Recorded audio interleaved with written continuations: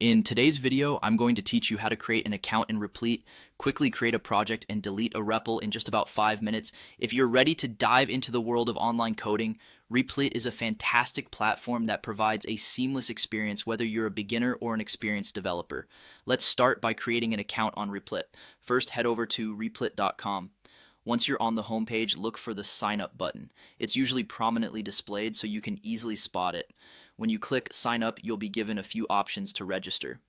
You can choose to sign up using your Google, GitHub, or Apple account, which is very convenient if you prefer streamlined access. Alternatively, you can opt to use an email address and password to create your account. Whichever method you choose, just follow the on-screen instructions. Next, you'll be prompted to set up some initial details like your username. This step is quick and straightforward, and just like that, you're logged in and all set to start coding on Replit.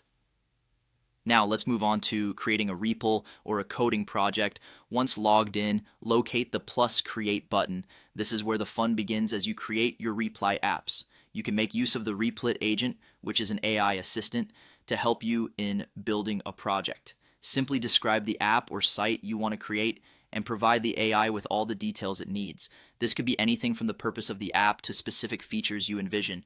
The AI is designed to handle this information and will craft a fully customized and impressive website or app that meets your specifications. You'll then have a chance to review the plan. If you're satisfied, go ahead and approve it. But if you see room for improvement or changes, you can chat further with the AI to enhance the project to your liking. Finally, I'll guide you through how to delete a REPL. Begin by navigating to your Replit dashboard. This is where you'll see all your REPLs listed. Find the REPL you want to delete and hover over it. You'll see a also 3 dots icon appear on the REPL card. Click on those 3 dots and you'll find the delete option in the drop-down menu. Select delete and you will receive a confirmation prompt. This step is crucial as it ensures you really want to remove the REPL. Once you confirm, the REPL will be deleted from your dashboard. And there you have it, a straightforward guide to managing your presence on Replit.